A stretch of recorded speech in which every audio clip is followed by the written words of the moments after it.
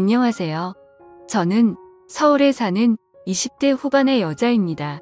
어린 나이에 남친을 만나 2년 열애 끝에 결혼을 했습니다. 지인들은 성급하게 결혼하는 거 아니냐고 말렸지만 빨리 안정된 삶을 살고 싶어 서둘러 결혼을 했습니다. 저는 대학 졸업 후 바로 취업하여 악착같이 적금도 들고 나름 열심히 돈을 모았지만 집을 마련하기엔 턱없이 부족하여 친정에서 전세 자금으로 5천만 원 정도를 도와주셨습니다.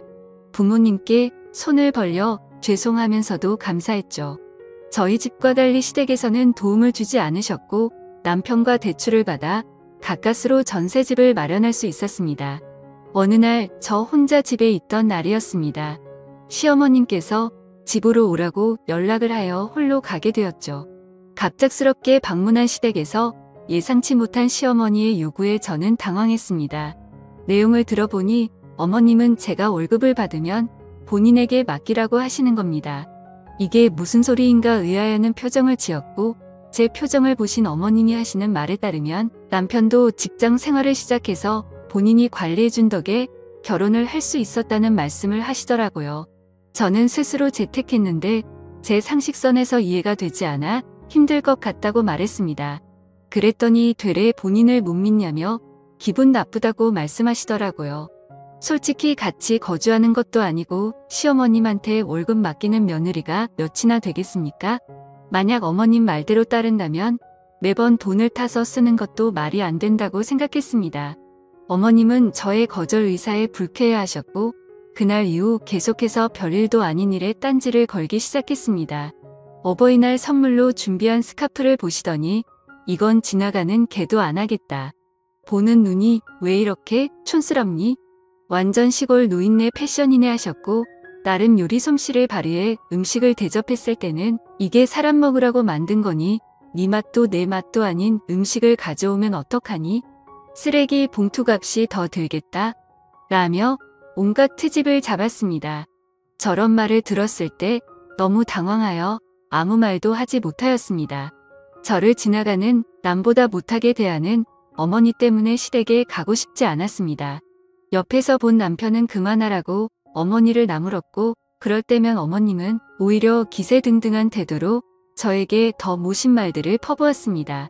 어느 날은 저희 집으로 연락도 없이 방문해 대뜸 주방으로 가서 냉장고를 열어보시더니 너는 살림한다는 애가 이게 뭐니? 냉장고 정리를 하고 살긴 하는 거니? 먹을 거라곤 김치 쪼가리뿐이구나 하며 잔소리와 함께 냉장고에 있던 반찬통들을 바닥으로 던지기 시작했습니다. 어머니의 몰상식한 태도에 저는 멈춰달라고 말씀드려도 듣지 않는 태도에 화가 나서 솔직히 저도 살림만 하는 주부 아니고요. 밖에서 일도 하는 사람이에요. 남편이랑 동등하게 일하고 오는데 살림까지 완벽하게 바라시는 건 욕심 아니세요? 하고 말했습니다. 어머님은 어디서 말대답이야? 너네 친정에서는 시어머니한테 그따위로 말대답하라고 가르쳤니? 가정교육을 어떻게 받은 거야? 여자가 결혼을 했으면 당연히 살림도 신경 써서 해야지 하며 고리타분한 이야기를 시작하셨습니다. 무식한 사람이라 대화가 안 통했고 너무 짜증나 대답도 안 했더니 너 우리 아들 월급 친정 가져다 주니? 집안 꼴도 거짓꼴이고 나는 너가 대체 그 돈들을 어디다가 쓰는지 도통 모르겠다고 저에게 따지듯이 말씀하셨습니다. 어이가 없어 어머님을 보며 친정이 저희 집보다 더 잘 살아요. 쓸데없는 이야기 하시려고 연락도 없이 오신 거예요? 물었습니다. 듣고 있던 어머님은 내 아들 집에 맘대로 올 수도 있지. 이게 너만 사는 집이니? 그리고 살림이 꼴 날 줄 알고 니네 월급 나한테 주라고 했던 거야. 그럼 내가 와서 집도 정리해주고 너네도 얼마나 좋니? 라며 아무렇지 않게 말하시더라고요. 그동안 저한테 모질게 했던 이유가 맡기지 않은 월급 때문이란 걸 알게 되었죠. 이야기가 끝나지 않으면 안 가실 것 같아 우선 남편과 상의해보겠다고 말씀드리고 그만 가시라고 인사했습니다. 저는 남편이 오기만을 기다렸고 오자마자 오늘 있었던 일을 이야기했습니다. 남편은 오히려 아무렇지 않게 엄마가 그렇게 하라고 했으면 그렇게 집안일 해주고 하면 우리도 편하고 좋지라고 대답하더군요. 결혼하면 부모로부터 독립하는 건데 이건 잘못된 행동이라 반박했고 남편은 기나긴 논쟁 끝에 저의 의견을 따르기로 했습니다. 그리고 어머님께 전셋집 구할 때도 주지 않고 모으고 있다던 돈을 모두 달라 말씀드리라고 했습니다. 남편 역시 알겠다고 해서 저는 그렇게 정리가 되는 줄 알았습니다. 하지만 일은 그렇게 쉽게 끝나지 않았습니다. 시어머니는 남편에게 연락을 받고 화가 났는지 저희 둘을 모두 시댁으로 부르시더라고요. 어머님은 이야기 들었다며 어떻게 사람이 그럴 수 있냐고 저에게 나무라셨습니다. 내가 돈을 불려서 주려고 하는데 너는 왜 그렇게 삐뚤게 생각하니? 그동안 군말 없이 잘 주고 있던 내 아들 월급을 내가 뭔데 관리한다고 가져가는 거야. 너는 시어미를 못 믿는 거니? 하셨습니다. 대화를 하면 할수록 어이가 없어 저는 이제 결혼돼서 새로운 가정이 있는데 어머님께서 관리하시는 건 말이 안 되는 것 같아요. 누가 결혼하고 시어머니가 월급 관리를 해줘요? 제 주변에 물어봐도 그런 경우 한 명도 없던데요. 솔직하게 말씀드렸습니다. 역시나 어머님은 말이 통하지 않았고 서로 언성이 높아졌습니다. 다행히 남편은 제 말이 틀린 거 없다며 제 편을 들어주면서 그동안 모았던 돈도 모조리 달라고 말했습니다. 이야기를 들으신 어머님은 서운하다며 갑자기 울기 시작하셨습니다. 당황한 남편은 어머님을 달래기 시작하는데 저는 그 눈물이 가짜라는 확신이 들었습니다. 우선 그날은 예상치 못한 어머님의 울음에 확답을 들을 수 없었고 나중에 다시 말하기로 한 뒤 넘어갔습니다.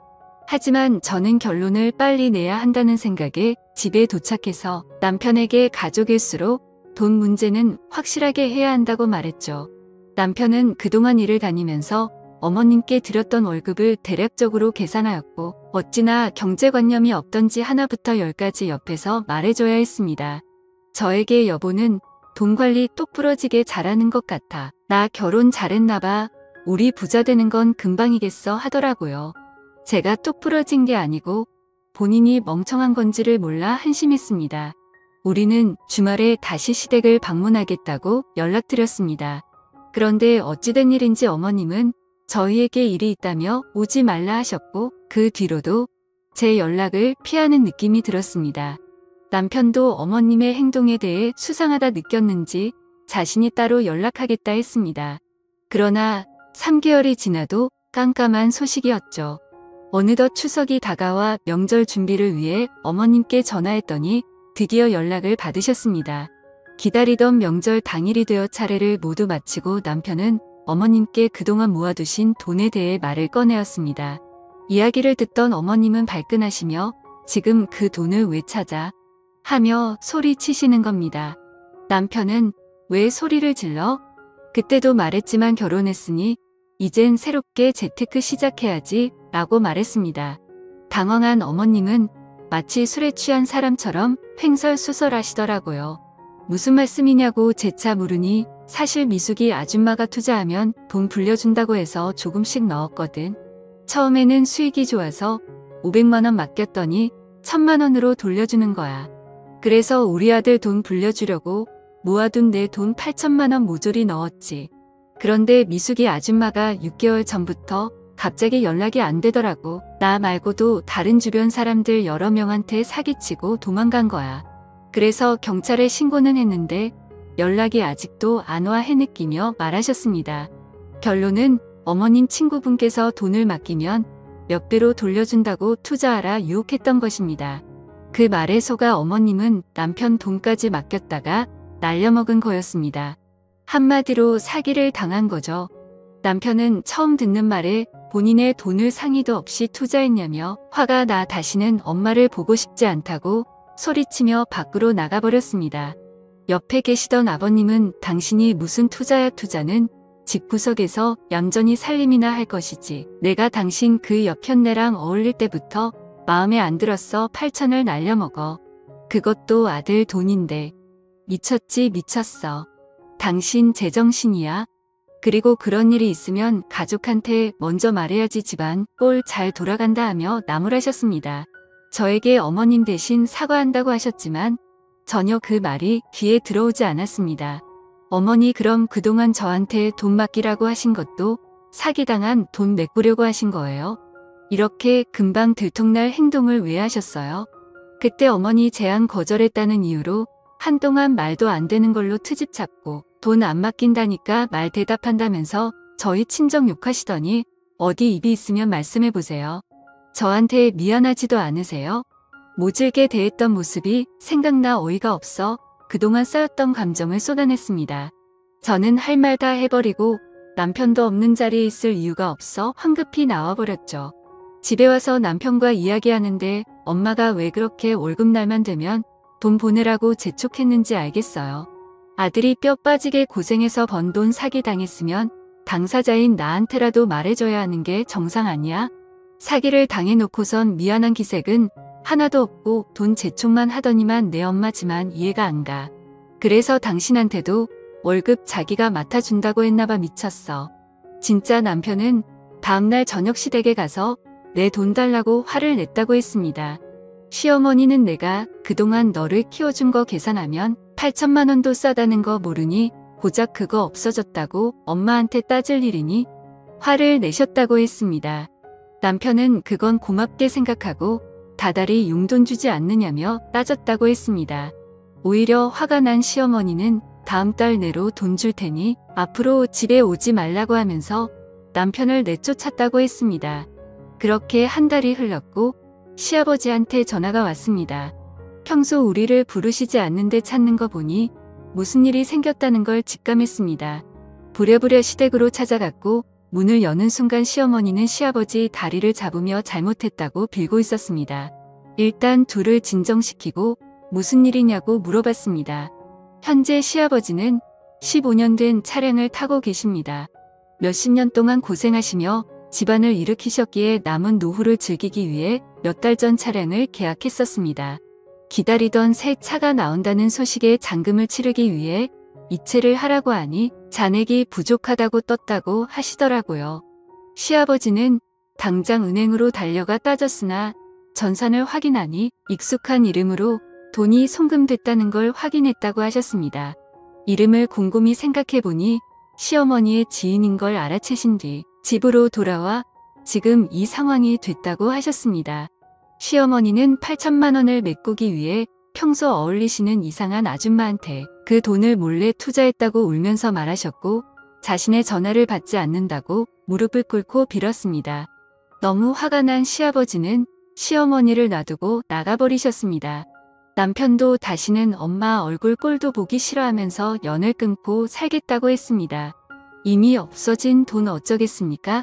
돈이야 다시 모으면 되고 시아버지는 대신 사과하시면서 저를 볼 면목이 없다고 미안해 하셨습니다. 다음날 통장으로 8천만 원이 들어왔습니다. 시아버지께서 보내주셨고 우리는 다시 시아버지께 돌려드렸습니다.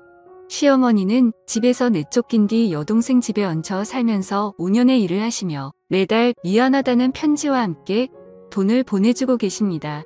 시어머니를 다시 볼지는 우리가 결정할 게 아니라 아버님이 결정하실 문제이기에 하루하루 매일 행복하게 살고 있습니다.